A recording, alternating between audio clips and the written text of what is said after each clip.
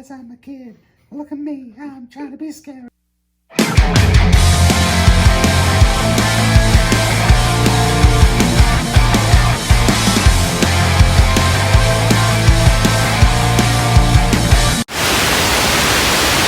It's all for you, Damien. It's all for you. Just kidding. It's not all for that guy. But it is all for you. And welcome to another episode of the Sons of Haddonfield.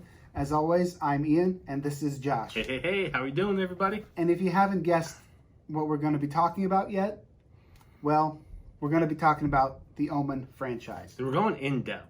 We are giving you guys all the good details, all of our thoughts, all of our opinions about the entire franchise. And it's going to be really cool. We're doing a little, if you guys are old, are we old? No, we're not old. We're young at heart. We're young at heart, but I think our bodies are kind of old. No, young at heart. Yeah, let's go with young at heart.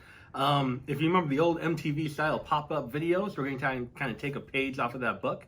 So throughout the entire video, we're going to be popping up facts about the Omen franchise all across. So make sure you guys are paying attention to those, and hopefully you guys learn something. And then we will be doing our final ranking of the entire franchise. At the end of the video. At the end of the video. Stick with it. Stay tuned. You don't want to miss that. Where should we start on this? Let's start with let's start with the first one, The Omen. 1976. A brief synopsis for you. It's about a politician who adopts a child. And is he the Antichrist or not? That remains to be seen. That's the movie. It's pretty much the movie, yeah. The first thing, I think, when you're talking about The Omen, I think one of the first things you have to talk about is the outstanding score by Jerry Goldsmith. The Oscar-winning score. Oscar-winning, one of the only times a horror movie for score has won best music, best score at the Oscars. Jerry Goldsmith's only win at the Oscar was for this movie. And it is phenomenal. I don't know, if you take his score out of this movie, I don't know how effective the movie's going to be. I mean, music does play a big part of movies. And like the thrill factor and the scare factor, like the tension, the building, the ding, ding, ding, ding, you know. And that, like, the way he uses, like, spoken word, that chanting in the music is phenomenal. The Latin. Yeah, definitely one of my favorite scores. So scary, so effective. It's very good. And he also did the soundtrack for 2 and 3 as well. He did. Sadly, those did not win Oscars. Yeah, well, it's okay. At least the one did. The Rottweilers, seen throughout the franchise as hellhounds and imagery of hellhounds, that might be one of the reasons why they're feared a lot today. Mm-hmm. It could play a big part in it because the they are franchise. Not portrayed nicely. No, in this movie, in this franchise, very vicious. Very vicious dogs. What do you feel about? And look, this video is going to have spoilers. Or portrayed as vicious dogs. Yeah, they're not really mean. No. This video is going to have spoilers in it. The movies came out in the 70s and 80s. The remake came out in 2006. So whatever. But if you haven't seen the movie by now, sorry. But we're going to have spoilers. We're going to talk about. We're going in depth on these movies. So just so you know, what do you think about the opening scene of The Omen, where Gregory Peck's character rushes to the hospital? He finds out that his wife has lost their baby. The priest there says, there might be another way. God may have provided you with a child today, and they take the orphaned baby that turns out to be Damien. Does that scene feel different to you than the rest of the movie? It feels ominous. The way the priest comes in from the darkness to appear behind him in the glass, like that scene shows to me how darkness can seep in anywhere, even from the most unsuspecting places, and that sets the tone. It really for does. the rest of the movie. How it just seeps in and appears. And the way they filmed that, it's really cool filming, great camera work. It almost feels like kind of like a dream to the rest of the movie, in my opinion. And it's a really fun way to start the movie. And the way Gregory Peck plays the part when he finds out that the child was lost, he doesn't freak out, he doesn't scream, he doesn't cry. He's like, I can't let this happen for my wife. What do I do to fix it? She will not survive this if she finds this out, because this is all she's wanted, you know. And so he devastated. immediately jumps into what can we do, and then I think they pick a solution that was probably not the best. Well, what would you do if it was a kid and its mother wasn't alive? Would you adopt the child to take care of the child? That plays a huge part in Like, this movie. It's the moral factor. Like, do I take care of this kid? And not tell 'cause the the kid wife doesn't- that yeah. we're about it. it's that small little lie that comes back to haunt him. And that is a integral theme throughout the entire movie, is kind of his guilt from not telling her the truth that night, and kind of the overall theme of losing a child and what that does to your psyche. And it's no coincidence that Gregory Peck took this role. Just a year prior to this, this is towards the end of Gregory Peck's amazing career. He was technically retired. Yeah, he was done, and his son Jonathan committed suicide, and Gregory Peck lost him. And this role came up, and he was so intrigued about the aspect of playing someone who had to deal with that guilt and live through that torment, kind of, that this role kind of really spoke to him in that regard. So, and they almost didn't want to send him the script because of that. And they're like, well, is this insensitive? Like, it's not the good thing. And they're like, no, just send it to him anyway. And because like he liked the script and he took the role. And the rest is history, as they say. The casting in this movie is phenomenal. The dignity that Gregory Peck brought to this role, you didn't see in horror movies at that time. You really don't see him in horror movies now either. Most honestly, people turn them down. most if you're talking about like true A-list celebrities, most of them are not going to do a horror movie right now. And Gregory Peck did. Nobody could believe it. And this movie, again, just like I said with Jerry Goldsmith, I don't think this movie works as well if you don't have Gregory Peck in that lead role. Of course, yeah. Because with Gregory Peck taking the role, everything else fell into place. Like Lee Remick and everyone else decided to pop on after that. Yeah, and Lee Remick is an incredible actress in her own right. We're talking about Gregory Peck bringing dignity. Lee Remick also brought that dignity to the cast as well. Like, it was phenomenal. You go a little bit into the movie. Damien's now 6 years old. Five years six. old. Five. And then I think one of the most recognizable scenes in all of horror history is the nanny jumping off the roof of their house at the birthday party. It's all for you, Damien. It's all for you. I think normies, and people that don't like horror movies, the normal crowd, they're going to know. They've heard that. They've seen that clip somewhere. That scene is terrifying. It truly is. It truly is. And I was taking notes about, we watched them all, the nice Scream Factory box set there that we both own. We did a complete run through with them again, and I was taking notes, and that scene came on. I've seen this movie, probably about 10 times in my life. I know it was coming. I know exactly what to expect, and it still chilled me. It still worked. Now, in 2021, after seeing this movie so many times, I still got the goosebumps on my arms. The way they freeze on everyone's faces. Yeah, it's the reaction. They don't show her very often. They show her crashing through the window, but then it's how everybody's reacting and everyone's to it. stunned. It's to me one of the most scary scenes in all of horror history. And it's not gory. It's just scary the way they build the tension. It's not a jump scare because you don't even see her at first. You don't know because the voice, she's saying, "It's all for you, Damien. Look at me." You don't know really where that's coming from because right now the camera is focused on Lee Remick and Damien having fun. I think they're taking photos with the photographer. You see Gregory Peck is playing and stuff, and then you just hear that, and you don't Look at really me, know. Damien, it's all for you. It could just be someone at the party, and then the camera pans to her, and you're like, you still don't really see what's happening. You don't really get it because you don't see. It's a zoom shot. It's a close up. You don't really see that she's on top of the roof. You know, you don't really get that aspect until she actually steps off the edge, and it's just how that was shot. Richard Donner did an incredible job with that. It was phenomenal.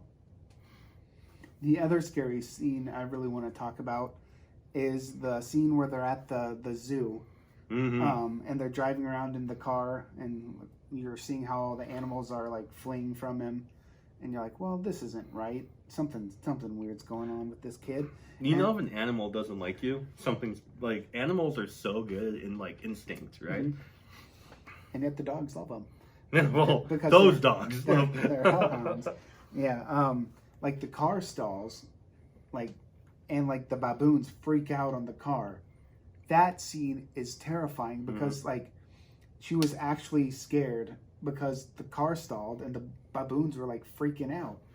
Well, so that's true terror you're seeing on her face in that scene, and it's like, I know you wanted to talk about this too. Yeah, I did want to talk about it some. It's scary. But you brought up the great point there, is that's real. That's not acting. That's true terror. These baboons were going freaking crazy On the car. But, you know, I was watching the movie, and it drew inspirations to me, to Cujo, to Stephen King. And I think a lot of people consider Cujo kind of when we're talking about scary animals or that kind of thing, I think that's kind of the top tier movie of that. With Jaws and those. Jaws, yeah. And if we're being trapped, I'm not talking about Jaws in this one because that's a completely different aspect, you know. But if we're talking about being trapped in the car with an animal outside, I think maybe the 2 minutes, if it's not a very long scene, but I think that 2 minutes might be scarier than Cujo, honestly, just with how effective it is. And because she was actually scared, you see that true terror in Lee Remick's face. And you really kind of connect to that, and you really kind of feel that. And secondly, baboons are freaking creepy anyway. Yeah, if you stare at them, they'll get pissed off. They're not the super friendly. You know, St. Bernards, they're friendly. Unless they're, you know, bitten and have rabies. They're mostly friendly. So I see a St. Bernard, I'm not going to be scared. I'm not going to go, oh my God, it's Cujo. But if I see a baboon, I don't want to mess with a baboon. Yeah, if you look at them in the glass at a zoo, they'll start beating on the glass and they're, I'm coming after you. They're not friendly people. They're not friendly animals. But yeah, I love that scene. I think it works amazingly. I have something, I have kind of a far out there note I took. Okay, let's hear it. It's kind of extreme. Oh, extreme. And it's not going to make a lot of sense, I don't think. But I just want to throw it out there and see how we all react to this, okay? I'm watching the movie, and the big theme in the original Omen is the photographer taking the photographs and kind of seeing the light coming down, and the light gets closer with the passing time, and he takes a different photograph of Father Brennan, and then the light is coming towards himself, and he's kind of foreshadowing how these characters are going to die in the movie. And then, by freak accident, these things happen in the movie. And it does, again, Richard Donner, incredible director, did amazing things after this movie with Superman and, you know, the Goonies. I mean, just go on and on with what he's done. So this is probably mostly thanks to him and how effective this is. But you kind of get this eerie feeling something bad is happening. You know it's something. You just can't put your finger on what's going to happen, and then something happens, and the thing falls off the church top and kills Father Brennan, or the photographer gets decapitated with the glass. And also the rope around the nanny's neck was in that photo as well. Yep. That was the first one. Good call there. You know what I'm thinking of when I'm seeing this? Final Destination. Was this like inspiration for Final Destination? I mean, it could have been like at some small part or a large part. We'll never know. I mean, it almost seems to me like the writer, the director, maybe were fans of The Omen. I kind of took maybe an idea or two from there. It's just, to me, it's kind of like the original Final Destination, and the movies don't have a thing in common. They're not even in the same ballpark. And I was like, you know what? This really does remind me of Final Destination. So next time I recommend going through the Omen franchise again. And when you start with the Omen, see if you can pick up on any of those Final Destination kind of nods that this movie kind of has, and what kind of Final Destination maybe took from the Omen to make their own. Kind of cool. I know you want to talk about some more stuff about like The Shining and The Shining references. Yeah, I feel like there's a few Shining references in there. Again, we're talking about Stephen King. I don't know. Stephen King and the Omen seem to be connected somehow. I just got a feeling of connection when Damien is riding his little tricycle around and around Billy Wrightlaw's character, the evil nanny, to protect Damien. The apostle of Satan. The apostle of Satan. And then she kind of lets him go. And he's taking all those corners. And you know he's going to go straight for the mom. Straight for Lee Remick's character. And that's when she falls. Damien knocks her off of the railing, and she falls to the floor. And I couldn't help but find a connection, a parallel between that and The Shining, when Danny is riding his little tricycle bike all around the hotel and going through corners and come play with us, Danny. And then the little girls pop up. You know, it's all these parallels and all these connections that you kind of fall into place, and you kind of see the more and more you watch a movie and the more you see other movies. Everything kind of, I wonder what happened. I wonder if there's a connection there. I wonder if they were trying to, pay homage kind of to this movie and stuff like that. It's just funny. It's just fun little coincidences, I think. It probably doesn't mean anything, but it's just fun to think about when you're watching the movie and find stuff like that. And the cool thing about that shot that I want to mention too is he didn't want to kill the goldfish as the goldfish bowl, so they took sardines and painted them gold. And so that was the dead fish. He didn't want to kill goldfish for the movie because that's really cool. And Lee Remick didn't want to fall. They're like, hey, we want you to actually fall off this balcony. She's like, nah, not doing that. I mean, I can't say that I blame her. And so they built a fake wall, stapled like a rug and some other stuff on there to make it look like the floor. And then they had her on a thing like this, and then they pulled her like on a dolly, and so it looks like she's falling and hits the wall, but it's really the floor to the wall. And that's how they did that scene. I thought that was incredible. That's really cool. Like, because it's like, we were watching it and we're like, well, how did they get her to fall like that? Because it looks like one seamless shot, but it's just whoop, and they filmed it right with the camera angles, so it looks like she's actually falling, but really she's just up to a wall. They did so many cool things with cameras and how this movie was shot. With decapitation, is that where you're going? I was going with the pillar off the Father church. Brennan. That was a fishing line, and it cost 35 cents. Yeah. To make it fall off like that. Yeah, and there's no special effects there at all. Like there's no effect with him being hit by it or anything. He's just going like, ugh. And they moved the fishing line. That's it. Behind him. That's that's making the most of what you have, and making it look amazing. Stuff like that. Richard Donner was incredible with that. One of the best. To me, this movie doesn't rely on jump scares at all. The Omen doesn't rely on jump scares. It relies on atmosphere. It relies on storytelling and the incredible acting that they have there. But there is one jump scene in this that gets me every single time I watch this movie. And I think it's one of the better ones. I would even go so far as to say it's up there with The Exorcist 3. Jump scare. And if you've seen The Exorcist 3, you know exactly what scene I'm talking about. It's a very calm kind of part in the ending of the movie. Gregory Peck is checking Damien's hair for the 666. And he finds it. And he's just kind of standing there. The music kind of stops. It is kind of a silent moment. And then Billy Wrightlaw's character, out of nowhere, because she's been... Is she evil? Is she not? Is she good? Is she just like an overstepping nanny, or is she what? Who is she really? Like, you never really know for like 100% positive if she's really with Damien or if she's just a nanny doing her job. And then this scene, just out of nowhere jumps on Gregory Peck's back and starts attacking him, and that gets me every time. Billy Wrightlaw, again, the casting was an amazing actress, and she really sold that role and that part She there.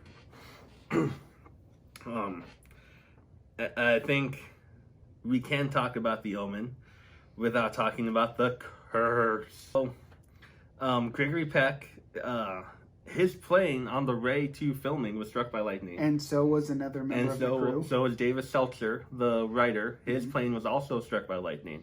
So there's two things immediately. The restaurant, Gregory Peck, his favorite restaurant in London, it got bombed by the IRA. As did the hotel. Yeah, well, it was the restaurant down the street. And the hotel, yeah. And I know he didn't go that day because he skipped it, according to all these interviews, and boom, bad things.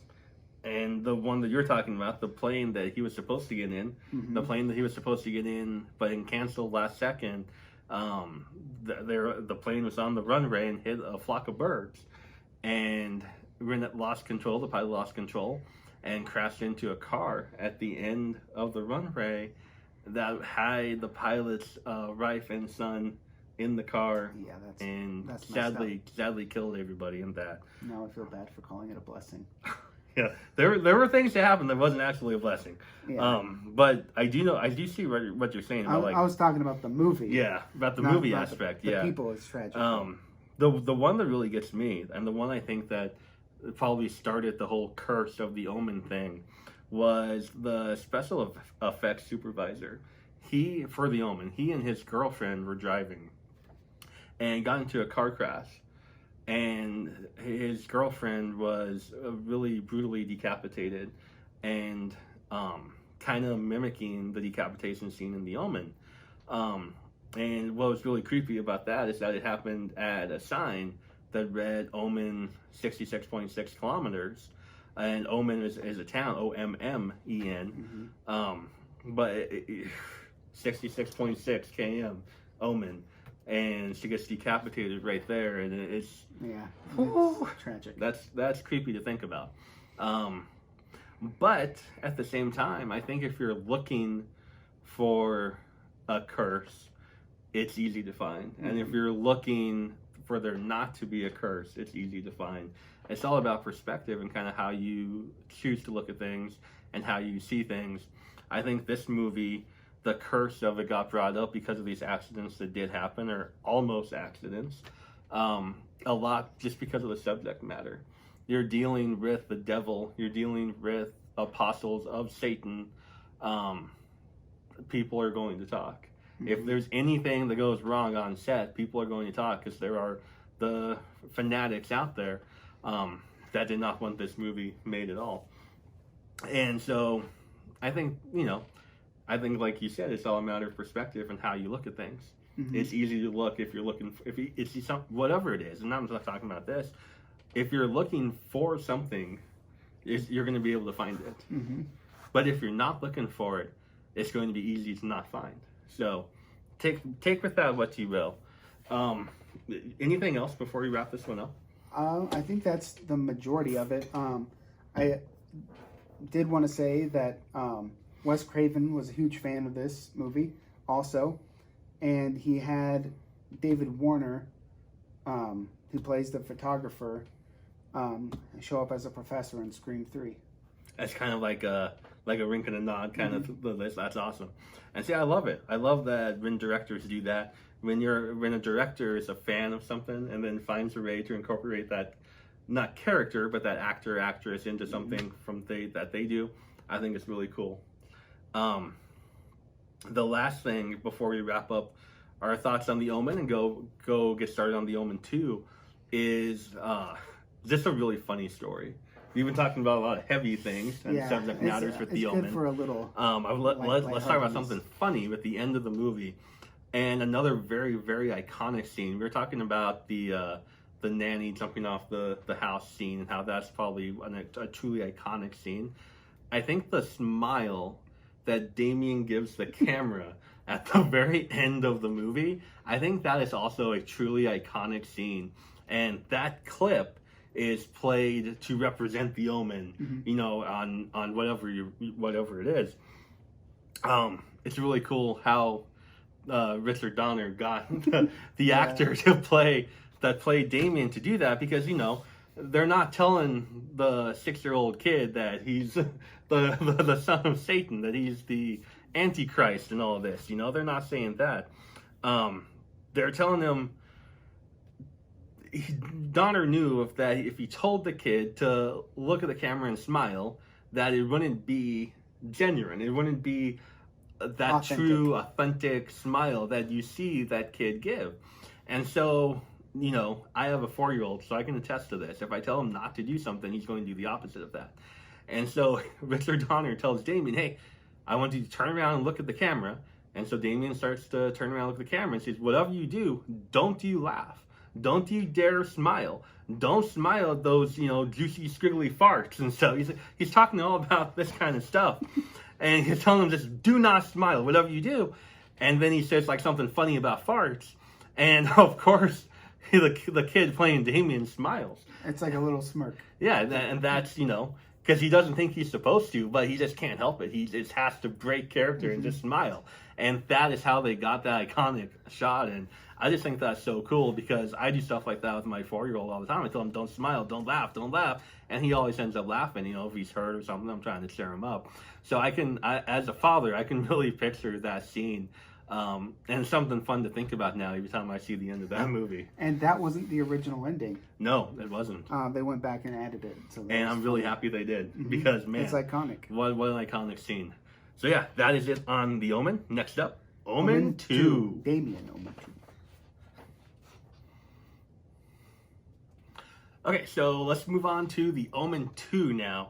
And a little synopsis for The Omen 2. It is now 7 years after the events from the first movie, and Damien lives with his aunt and uncle in what, Chicago? Chicago, yeah. And he goes to like a really elite, upscale military school. Military school. And you know, stuff starts to unravel from there. That's the basic plot of the movie there. First off, let's talk about David Seltzer. And if he was writing the script, he really wanted Damien to the ending of The Omen, where he was with the president and the first lady. He wanted Damien to be with them and to kind of grow up with them in the White House. That's not the direction they went, though, for The Omen 2. Like I said, he lives with his aunt and uncle in Chicago. And so that's kind of a, you know, I really would like to know what it would be like for Damien if he had grown up in the White House. It could have been a completely different movie. It could have been, and maybe a better one. Maybe. Not that I don't like this movie. I feel like it could have been a lot better, though. This movie stars Bill Holden, Lee Grant as the aunt and uncle, and then who's Damien? Jonathan Scott Taylor. Jonathan Scott Taylor as Damien. And the legendary Lance Henriksen. Lance Henriksen is in it. Sadly, not enough screen time in my eyes, because, you know, Lance Henriksen is amazing. But he's one of the bright spots, if you ask me, of the movie. And this one does have a pretty good surprise ending. Yeah. You know, because it's a nice little twist. Again, if you haven't seen the movie by now, we're talking about spoilers, so be on the lookout. But you don't think at all that the aunt, Lee Grant's character, is under the power of Satan and kind of an apostle. And at the very end of the movie, it turns out that she is. And that's kind of a cool surprise to Bill Holden. So that's the love of her life. That's kind of fun. I didn't see that coming the first time that I saw this movie. So I do like that about it. There are a lot of things I do enjoy about this movie, even though it is not my favorite or second favorite in the franchise. I don't feel like so to me it's a sequel, and we know because of Scream. Of course, Scream was not out then, so the rules were not out yet. But we know the sequel should up the ante. It should up the body count. It should up the scare factors. It should up everything. The ante should be raised. And I almost feel like with Damien Omen 2, it's lowered. I feel like Damien's more evil when he was 5 in the first movie than he really is in this one. Because he's like an innocent little kid. He's like, I'm just want to go to West Point and have fun with my brother, my cousin. That's basically what it is. He's, a young teenager. I'm saying teenager loosely, but he's in that realm, middle school age, 11, 12, yeah. And it feels like he's almost trying to be good at a lot of times during this movie. He's kind of having that struggle, and I think it works more as a coming-of-age story than it does as a true horror film for that reason. You can see the kind of the conflict. Lance Henriksen's character, I know you wanted to talk about. It's like one of my favorite lines in the movie. It's like pretty creepy. So Damien, he's in class and he's showing off, and the teacher's like, well, dude, kid, are you a genius? You know all these dates? That's crazy. And Lance Henriksen's like, hey, you don't want to show yourself too soon. You want to lay low. And he's like, read the book of Revelation, Damien. But it's not about the revelation. It's your revelation. And it's like, whoa, he's supposed to read this book and like part of the Bible, and all of a sudden it's going to tick in his brain that he's the Antichrist and he's going to become evil and start his reign of terror. And it's like a really creepy scene, and he just delivers it like, hey, it's your revelation. He does a great job delivering that and key it's like, speech. whoa. It was like that, whoa. But it works as a coming of age story, and with that conflict of who he is, kind of. He doesn't know who he is. He doesn't know who he's supposed to be. But he has all of these people around him, Lance Henriksen's character and his aunt, Lee Grant's character, that are trying to help him be the true Antichrist of who he's supposed to be. But then you also have people like Bill Holden, the uncle, and other good people around him that are like just trying to make sure he's a good grows young up man. Okay, and they don't see the fact that he's the So it is a fun conflict there throughout the entire movie. I wrote something down, much like my bizarre correlations I've made between the first Omen movie and several other movies. I put here, is Damien the Antichrist Harry Potter in this movie? That's something to chew on and think about. So I'm watching this movie. He would and I'm definitely like, be Slytherin. He would be a Slytherin. He's totally a Slytherin. I'm like, man, this is reminding me a lot of the first Harry Potter movie, just in how it is, Like, you're the chosen one. Like the zoo scene, he's like with the animals. The animals are afraid of him. Harry could talk to the snake in the first movie, but everyone was kind of afraid of that. He doesn't know who he's supposed to be. Is he supposed to be good? Is he supposed to be bad? Damien's like, am I supposed to be good? Am I supposed to be bad? Harry Potter is the same way. I'm like, man. And he uses his mental abilities to throw people into walls and bully them, much like Draco Malfoy. And Harry is known to do a time or two as well. It's like, I feel like instead of watching a horror movie, I'm watching a coming-of-age Antichrist Harry Potter story. Yeah. And I'm not mad about it either. I'm not really mad about that. It's fine. It works. The other thing about the Omen 2 I want to stress or talk about, it goes back to the Omen 1 a little bit. So Bill Holden, he took this role because I think Gregory Peck lifted it and made it acceptable. And this is why. Charlton Heston, Roy Schneider, the dad from Jaws, and Bill Holden all turned down the role to play Thorn from The Omen 1. But because it was so successful and popular, boom, now I can be in the sequel, and it's acceptable for me to be in the sequel because Gregory Peck did it earlier. And that's kind of cool to think about. It's incredible. Wow. How different would their careers have been now if they had just accepted the role in the first place? And how different would that movie have been? It wouldn't have been as good, if you ask me, because Gregory Peck is number one. He is fantastic as Robert Thorne. I like Bill Holden in this one, Mm-hmm. but I don't see him as Robert Thorne. I don't see him as that in that role. I don't think he could have been as nearly effective as Gregory Peck was in The Omen. There are some nice deaths in this one. There's none of them that stand up to the first movie, in my opinion, though. My favorite one, though, is the crow scene. The crow scene is fun. It's probably the best one. The one that I think my favorite one, though, was the train car death at the end of the movie. And for a very specific reason. I talked about how in the first movie it kind of reminded me of of Final Destination, in how they set each death up, and something is going to happen, but you don't know exactly how it's going to play out.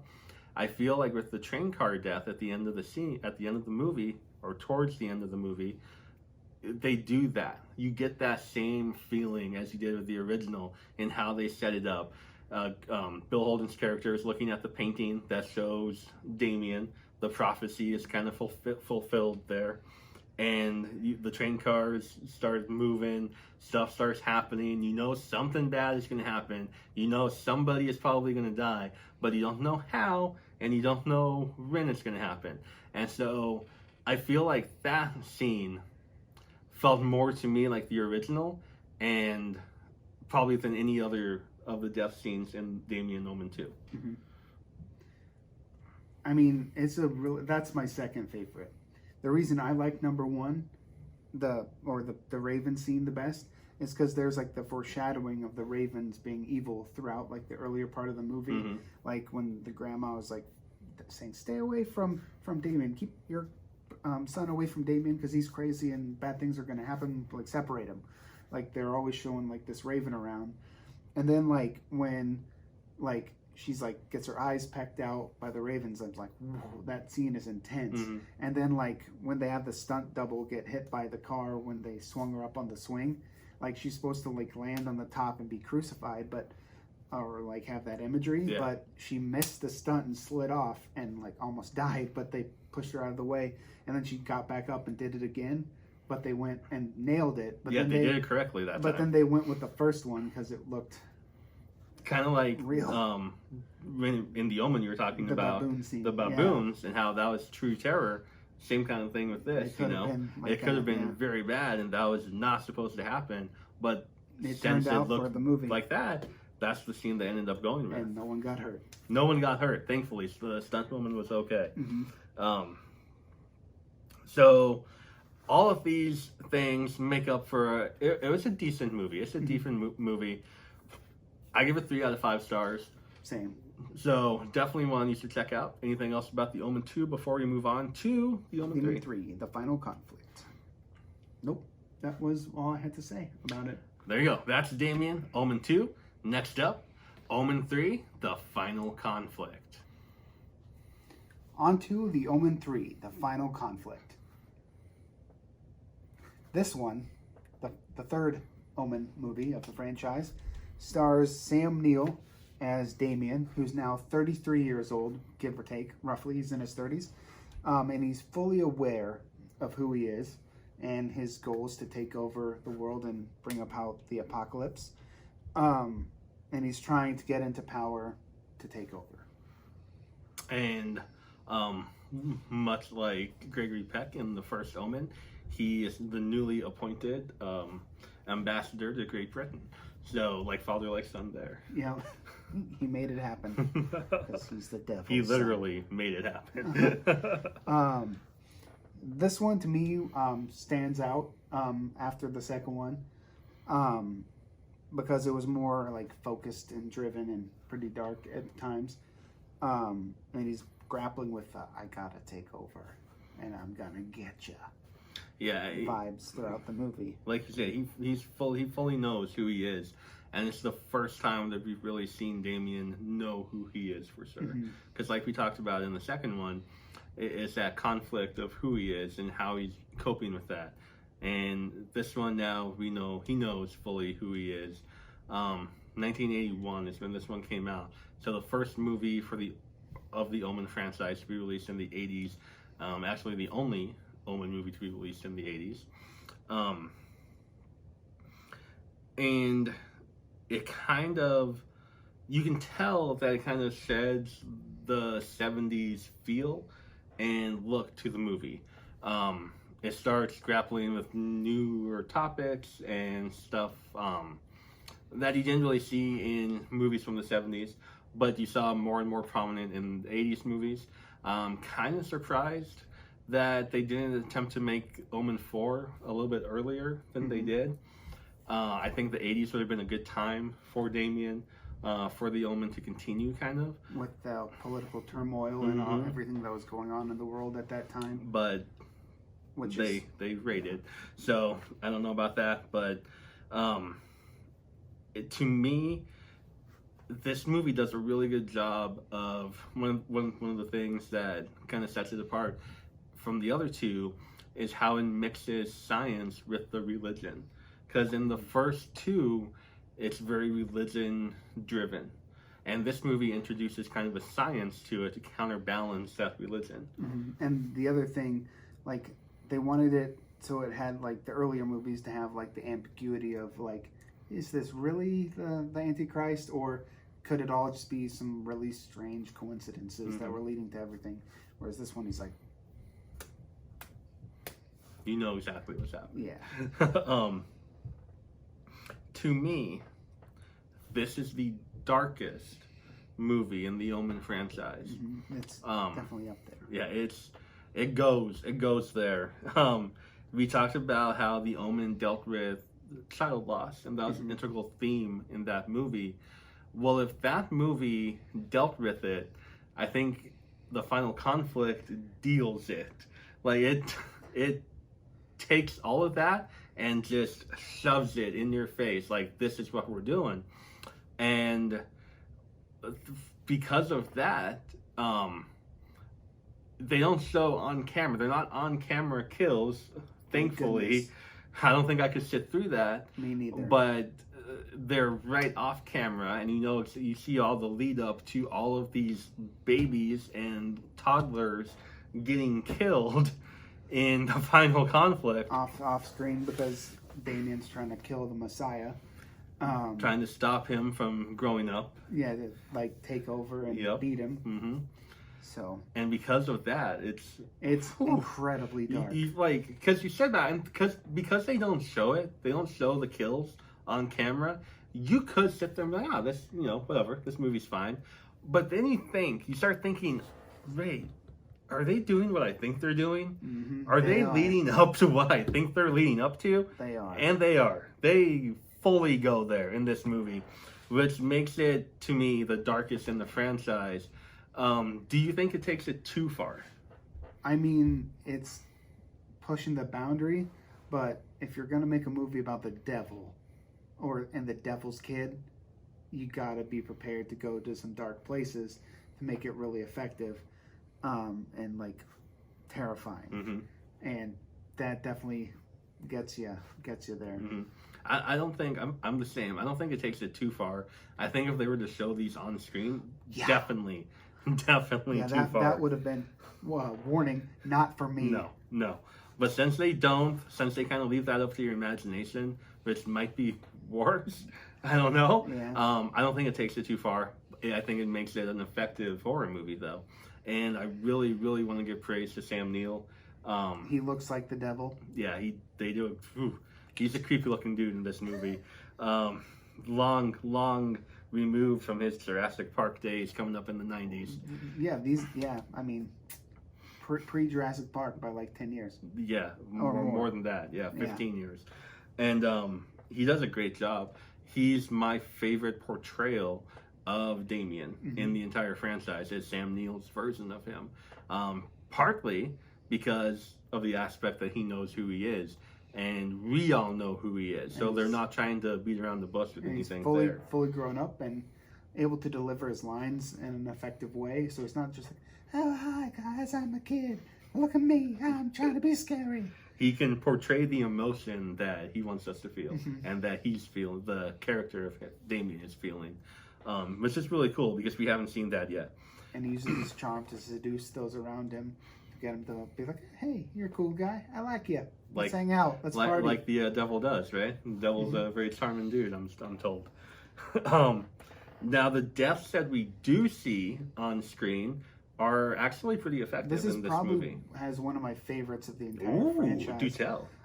It's the earlier scene, the earliest death in the movie, the first one, where Damon's like, I want to be the ambassador. I want my power. I want to corrupt the youth of the United Nations. Like, this is me. I got to be that guy. So he has the Hellhound Rottweiler again seduce or like put an image into the ambassador's head that he's gonna go off himself. But they do it in such a cool manner, and I shouldn't say that is a cool thing, but for a movie, it's not real. So I know, it's cool. yeah. Like, so he's looking at the mirror and he's like all like wigging out, and you're like, what's going on? And you're like, this guy's losing it. He goes back to the desk. He's fiddling around with stuff. He's got a press conference coming up. He takes out something. You don't see it. He puts it on his... as a viewer, we don't know. Yeah. You just see him like fiddling around, like you he said. puts stuff up. He adjusts the photo. He's getting ready. He ties some stuff around the door. And guess what? Here comes the meeting. They open the door.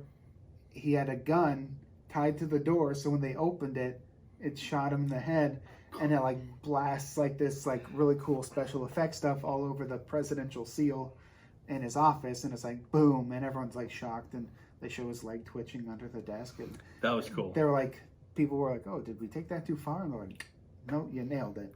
Good job, director. And the thing that really sticks out to me about that scene, one cut. Mm-hmm. One cut. They didn't cut away. You know, they usually, they didn't cut away from him back to the viewer, the people, the bystanders, the secretary, and the press, the bystanders, the press, the bystanders, like they usually do in scenes like that. The director was very adamant in running it all in one take and in one cut. So that's really cool little tidbit for you that we're not putting up on the pop-up videos, because I think that's worth a little bit more than just a pop-up there. So that's really cool, and that's my favorite death scene as well in Damien the Omen, not Damien, the Final Conflict. Omen 3. Omen 3. So many omens now. There's 6 of them. There. 5. 5. Yep, you're right. But I was counting the TV show. So. Oh, okay, yeah. So there you go. 6. 6, yeah. Other than that, it's an effective movie. I give it 3.5 out of 5 stars. I did too. I feel like it's slightly better than Damien Omen 2. Nowhere close to the original Omen. Yeah. It is... But it was a step in the right direction. It is a step in the right direction for the franchise. And I wonder what they're going to do next. Stay tuned. For Omen 4. For The Awakening. Ooh, sounds good. And that brings us to The Omen 4, The Awakening. Now, we talked about the Final Conflict taking place in 1981, was when it came out. And then that being the only Omen film in the entire 80s, which would have been a decade, I think, and you agree, that would have been perfect for Damien to continue. But what do you do with Damien when you kill him at the end of the Final Conflict? Damien's now dead. So the Omen franchise kind of was stagnant for a long time. 10 years. All until 1991, when The Omen 4, The Awakening came out with a completely different script on it than anything we had seen before. Now, this was a made-for-TV movie. And in America, it was released. In America, yeah. Yeah. It was released theatrically overseas. And a lot of people, I think, heard that made-for-TV movie and like, oh, it's going to be crap. Usually is the case. But then you get It, 1990. So this was post-It. Probably trying to cash in on the success of that, I would imagine. You have the mid-90s Stan series. You have the Shining miniseries from the 90s. If you want to... And in the 2000s, you had... Rose Red. And... The Perfect Storm of the Century. Storm of the Century. These are all Stephen King. Yeah. Stephen King is the master of made-for-TV miniseries type movies. But that goes to show you that if you want to do it correctly and do it well, you can. Even though it is made for TV, it shouldn't scare you away. This Nice. movie, Did there. thank you. This movie does not do it well. This movie is pure garbage, to be blunt. It's the worst of the franchise. Quick synopsis about this movie. The Awakening, Damien is dead in the final conflict. The new Omen, the Awakening, is a girl this time. It's a little girl named Delia. Deli meat? Delia? I don't know. If you can't say her name, Delia? it's not good. Just make it Delilah. Make everyone happy. Hey there, Delilah, you were there in New York City. You were the Omen. Oh, you can make a song there. But it's about her, and then is basically trying to follow the same script as the original Omen, and it does not reach any sort of degree to doing that. But swap the gender. This is the first Omen film that does not have Jerry Goldsmith as writing the score and working on the music for this film, and you can very much tell the music and the score is horrible in this to go along with the rest of the movie. I think they took the religion almost completely out of this movie and replaced it with, it was the early 90s, replaced it with New Age religion and healing crystals and palm reading and gypsies and auras and traveling circuses and stuff like that. And backwoods revivalism religion. That really has no place in an Omen film. It's so bizarre to see this kind of stuff, which has nothing to do with like the real religion that the Omen brought us, and the Omen 2 and the Omen 3, to be completely replaced by something like this. It's kind of a... Yeah. It's out there. It's a different take on it for sure. Well, not only that, it could have been effective, but the actors didn't do a very good job portraying the characters, in my opinion, and they weren't scary. They're definitely made for TV. And they tried to like cash in on some of those earlier deaths and recreate them. They did. The decapitation. In its own little way and things like that, and it just just did not work, and it left me asking why. Why did they do this? Why did they really ruin any momentum that this franchise had? Because remember, the last time we saw an Omen film was in 1981 with The Final Conflict, and Sam Neill delivered a very good Damien, and there's a very well-made movie, and then nothing for 10 years until 1991 to this. It felt to me like a bad Lifetime drama movie. Yeah, with a crazy kid who has some psychic powers. And that's all it felt like. And it was no Carrie. Carrie 2, speaking of made-for-TV movies, was better than this. And that's bad, people. That's bad.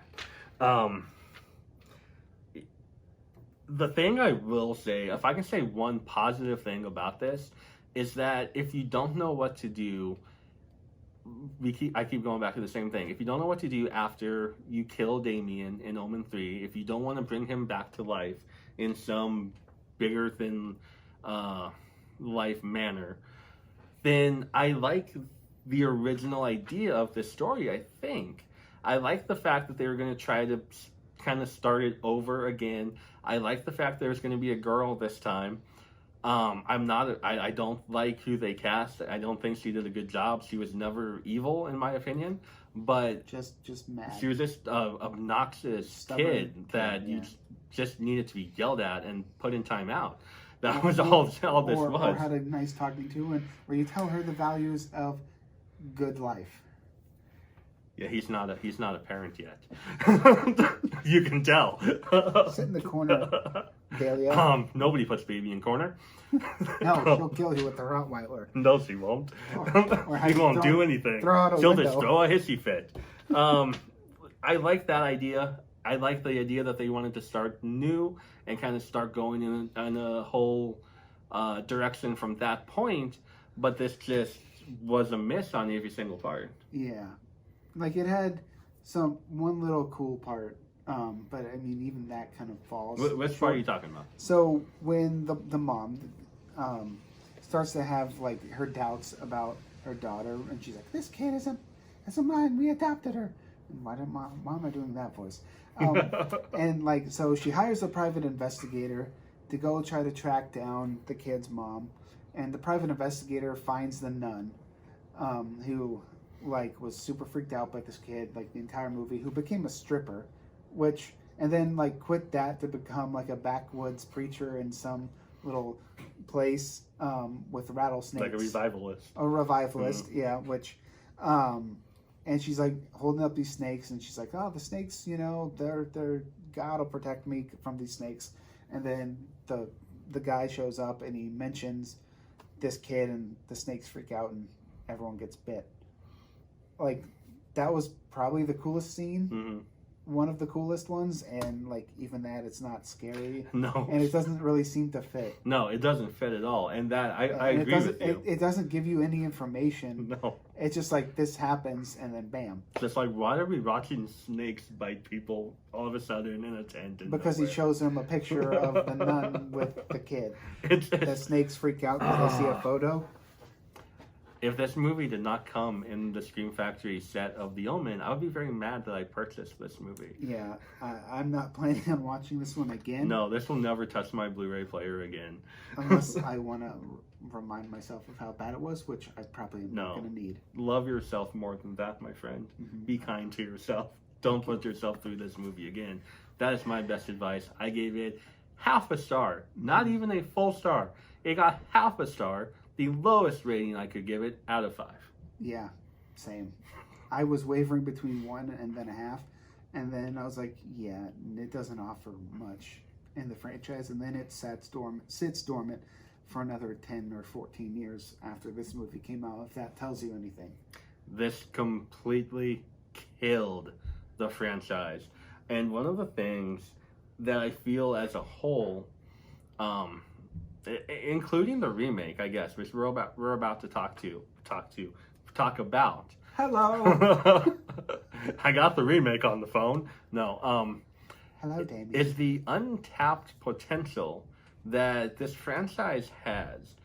You have the incredibly iconic, amazing first movie in this franchise, and then it takes, to me, a pretty big step downwards to Damien Omen 2. It tries to pick itself back up with the final conflict, Omen 3, and then it falls flat on its face with the Omen 4, The Awakening. And then we'll talk about the remake here in a second, but the potential and that's like the untold stories that they could have used and they could have had could have been incredible. The Omen often gets overlooked as a franchise, and it's because, do people even know that there's a fourth movie in this? Does the average no? Do you want to know there's a fourth movie? No, you don't. I don't even know if the average fan knows there's a third movie in this. The Omen, to me, it's a standalone movie. And if you look at it like that, it's an incredibly iconic movie. But if you start adding on the sequels to this, it does not work. This is not Friday the 13th, and there's a reason it gets overlooked.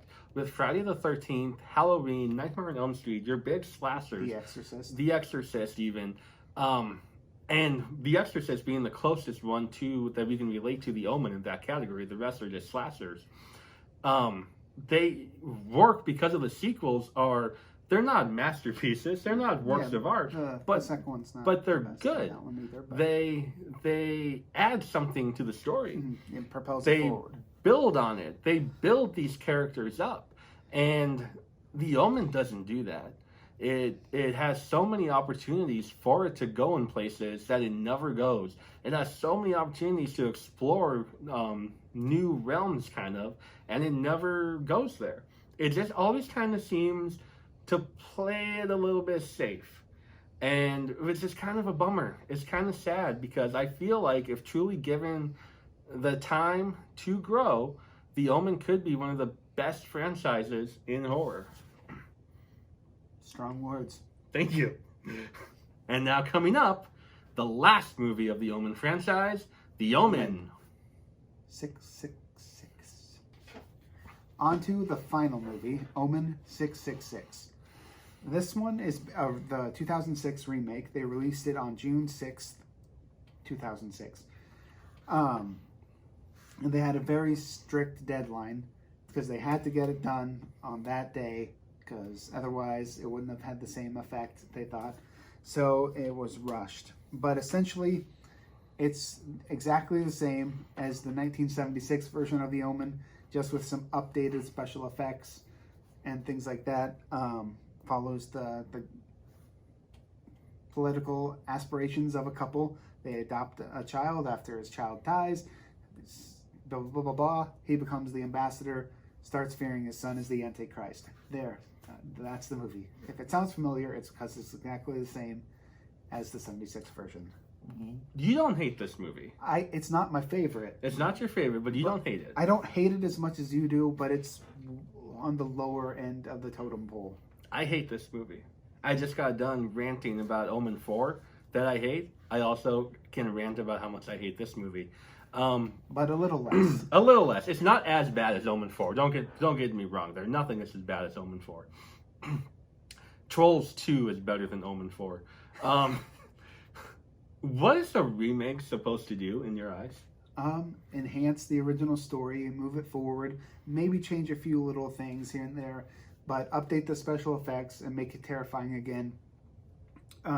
For fans that might not have known about the original, to bring them into the franchise so they can appreciate the earlier movies and have like, hey, this is a cool movie, and now I like this franchise. Like, good remakes happen. It's true. Texas Chainsaw Massacre. The Evil Dead. The Hills Have Eyes. That's a good example of a remake. All of those were fantastic remakes. Piranha. So in your eyes, it is not supposed to copy verbatim almost every single line of the original movie. It's not supposed to be Cabin Fever. Okay. Because that was how to do it incorrectly. Yeah, where they took the exact same script and made the exact same shots and everything. Yeah. So Dan McDermott wrote the screenplay to The Omen 2006. Was he given a writing credit for this movie? Hell no. No, because they said you didn't write anything. You just copied the 1976 film. So because of that, David Seltzer, we're back to David now, the original writer for The Omen, had absolutely nothing to do with this movie, didn't even take a phone call about this movie, but he's credited as the writer for this movie. If that tells you anything. Which he wrote in 1976, people. If that tells you anything about this movie, that is it. Speaking of David Seltzer. Yeah. I would have, we talked about this earlier in the video, I would have liked to see what he had come up with for the story, but they were kind of pissed off at him for writing a novelization, which helped the popularity of the movie. So they were like, yeah, we're not going to have anything to do with you anymore. Bye-bye. However, that franchise could have turned around, and like you said, the potential was there for this innocent little kid and show how an innocent kid could become corrupted and stuff like that. And the potential of that is terrifying. And you like you said, it helped with the movie. It wasn't like the book took away moviegoers. It added moviegoers. It added money to Fox. It drew this attention and spotlight and built up the hype. But they were very upset because they didn't make the money off of it. Because David Seltzer, he wrote the script. It was his baby. So he took it. He wrote the novelization for it. He changed some parts of it, but mostly kept it the same. And people loved it, and they wanted to go out and see the movie. But Fox was, no, you did what? We're not going to let that happen. We're done with you. And because of that, we never got to see what he could have done with the Omen 2 and future Omens. And so we talked about when we talked about with the original Omen at the beginning of this video. We talked about the dignity that Lee Remick and Gregory Peck brought to the roles. Okay, I understand we're a little difference of opinion here. You like Leo Schreiber in this role. I want to punch him in the face every time I see his face on screen in this movie. I think and don't even get me started on Julia Stiles. Go back to Save the Last Dance and leave this movie alone. You're no Lee Remick, and you never will be. Not that I dislike you, Julia Stiles. You're fine for Save the Last Dance, and that's about it. She's good in other movies. I just felt like their chemistry like between the two of them, wasn't the best. It was horrible, and the kid. Leo Schreiber's portrayal as Robert Thorne is not up to my liking. The dignity that Gregory Peck brought to the role is not there. He does not offer any dignity to me in this role. It's like watching an emotionless man just being told what to do. And I understand that's acting. You're being told what to do and say. But a good actor can portray that. Gregory Peck could portray that emotion. Leo Schreiber does not in this movie. And he's a fine actor. I'm not taking anything away from him as an actor. But I just don't think he was really into this movie all that much. I mean, I can see where you're coming from. I know he didn't want to initially do the movie, and he was talked into doing it, he said in some interviews. I think he does a good job at playing a guy out of his depth. Like, he's like, hey, we're going to move to London, and hey, I'm Liv Schreiber. I'm an ambassador. I'm a political guy. And, very calm, subdued. We're going to do the thing and be no nonsense, and we're going to get stuff done. And that's kind of how I took it. And, he's bottled up all that guilt inside of him about, I lied to my wife about this kid, and it's going to be bad. I think he was one of the shining moments. I do not. Him and the actor who took over David Warner's role. David Thewlis? Yeah, I didn't want to mispronounce it. So you just gave it to me. Thanks. I gave it to you. I have no idea how to pronounce his name, but he's from Harry Potter. Yeah, Lupin. Speaking of Harry Potter, 3 stars of Harry Potter are in this movie. And they're all the best parts of the movie. The replacement for Dumbledore. Michael Gambon. Yeah. Lupin. And the guy who played Karkov in Goblet of Fire or something like that. I don't know his name, but those 3 Harry Potter stars are in this movie. Speaking of the Harry Potter reference from earlier. We talked about the nanny scene in the original Omen. This is the highlight from me. Oh, wait. Nope. We're going... Okay, never mind. What? We're talking about the other nanny. Yeah, we're talking about the nanny, the suicide, the nanny that kills herself. We talked about it being one of the scariest scenes in horror history in the original. Yeah. This one, I fall asleep to. Don't even get me started on the aftermath of that scene. It's not scary. I think they were rushed and did a bad job at it. But if they had more time, it could have been a lot better. They have a German Shepherd show up after that scene, and they never use German Shepherds again in the entire movie. The entire rest of the movie is Rottweilers, like all the Omen other uses. Franchises, yeah. But in this scene, instead of a Rottweiler, it is a German Shepherd that looks incredibly friendly. Yeah, I'm like, hey, look, it's a nice, cute little German Shepherd. And the Ray, the director John Moore, who I'm not a big fan of anyway, the way he filmed the scene was so different than that of Richard Donner that it loses all of its effectiveness to me. It's completely ineffective and very dull, honestly. They lose that just airy, creepy, intense feeling that you get in the original. And I feel like that with all the deaths in this movie. I feel like they, instead of updating them, and they did use modern special effects, they did do that, but instead of making them look better and instead of making them more intense, I feel like they dulled every single death down from the original. And this is where I disagree.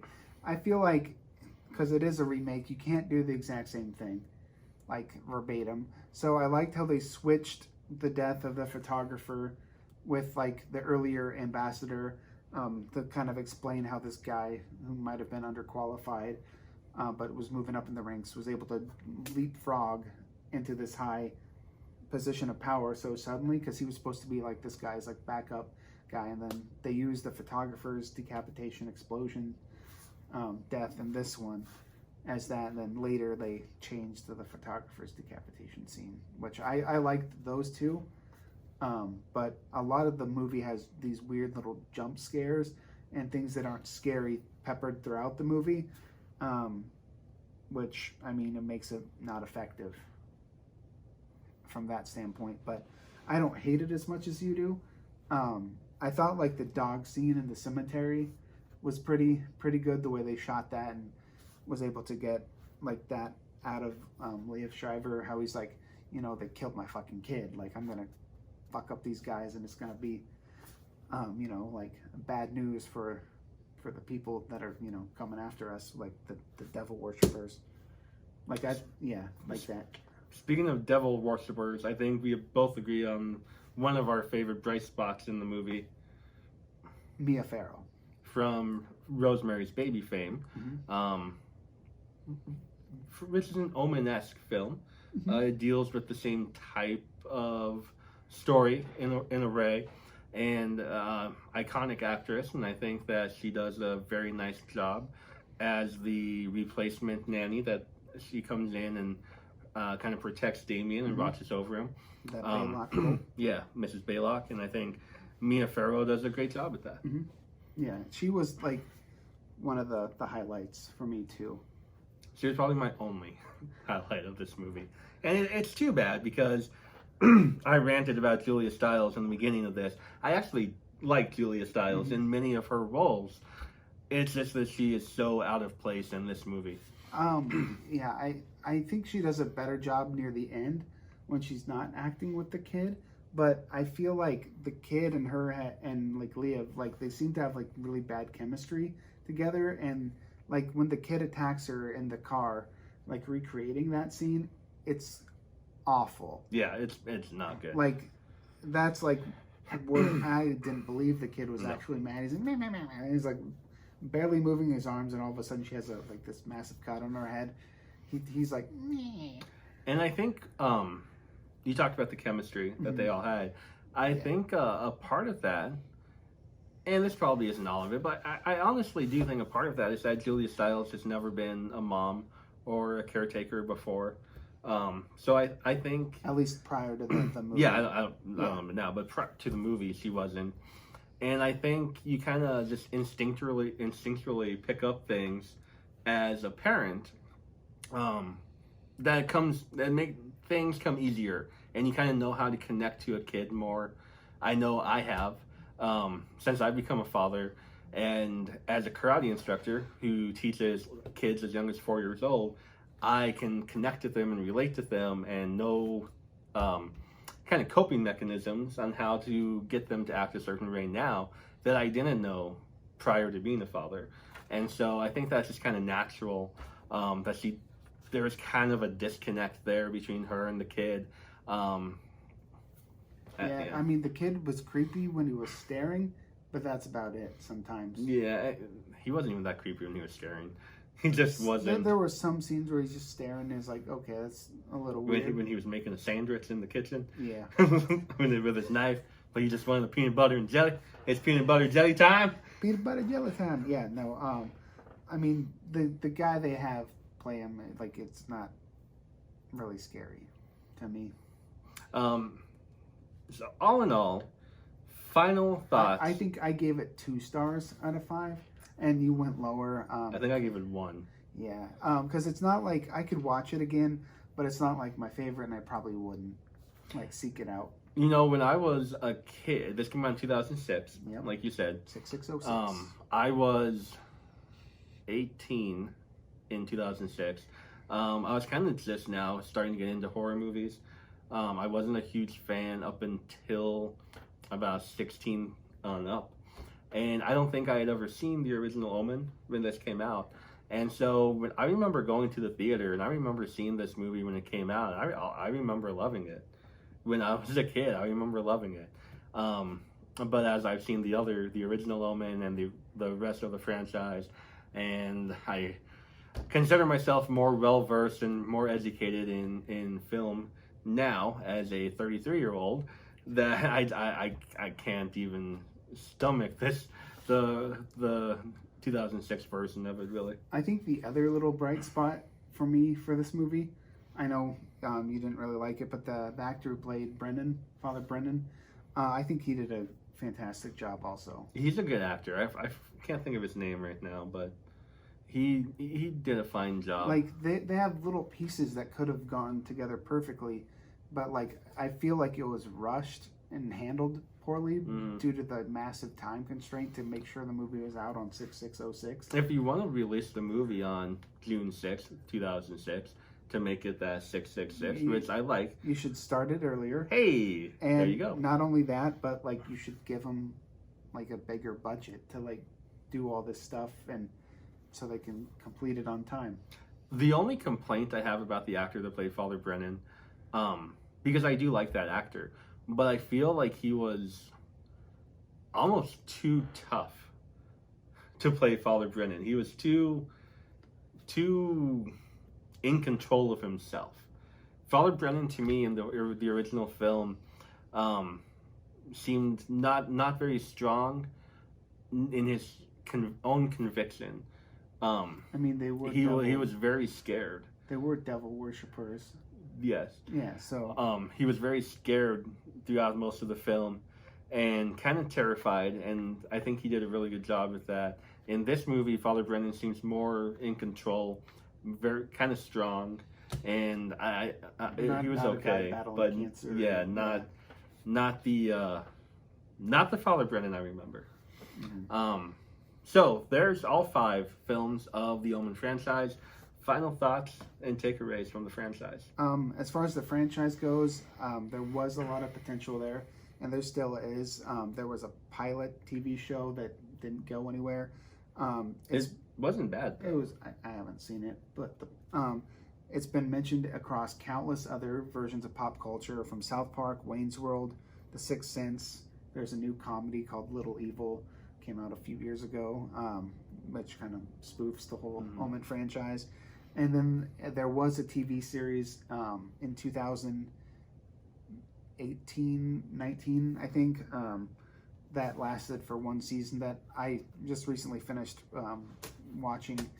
And it was actually, it had some good potential there, but sadly it got canceled before its time on A&E. You know, The Exorcist had a really good TV series made for it a few years ago. And it lasted, 2-3 seasons? Yeah, something like that. And then got canceled. I really liked that one, though. It had a lot of potential there. Mm-hmm. I feel like, at least you feel like, from seeing, it was just called Damien, wasn't it? Yeah. You feel like it had a lot of potential there also. Because it basically erased all the sequels that happened.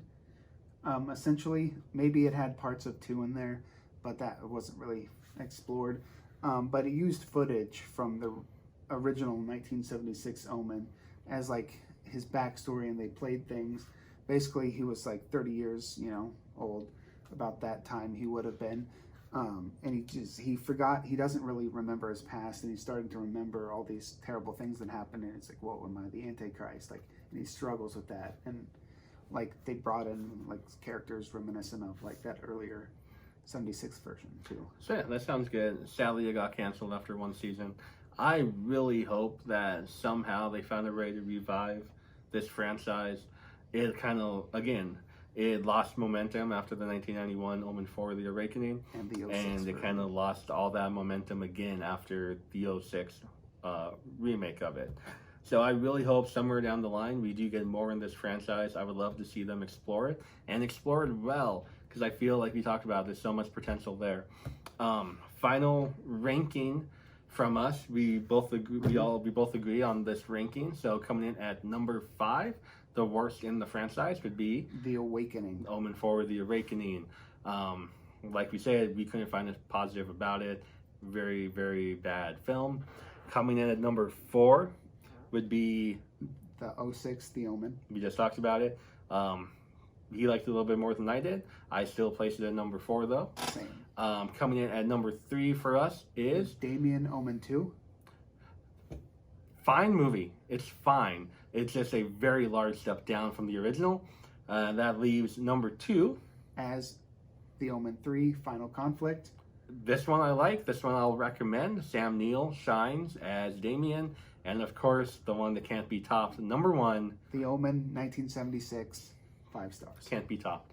It's as close to a perfect movie as you can have. So thank you so much for hanging out with us as we kind of discuss a deep dive of the Omen franchise. The next deep dive of a franchise that we're going to be doing is The Conjuring universe. I'm excited for that one. We have The Conjuring 3, The Devil Made Me Do It, coming out in theaters 3rd. and HBO Max. June 4th. Yeah, next month, very soon. So we'll begin on that video here in just a couple of weeks for you, and we'll be releasing some new content before that also. Every couple times a week. 2 times a week. We're trying Mondays and Thursdays are going to be release days for us, so we're going to look for a new video from us every Monday, every Thursday. And as always, you can find us on Instagram at Husker Sensei. And I Bet Joe. You can find us on Twitter at Haddonfield Sons. And you can find us on Letterboxd, Husker Sensei. And I Bet Joe. We're easy to remember. We just do the same things. And of course, they're already here on YouTube. Go ahead and like, subscribe, and comment your favorite Omen movie, your favorite in the franchise. Which one have you not seen that maybe you want to see?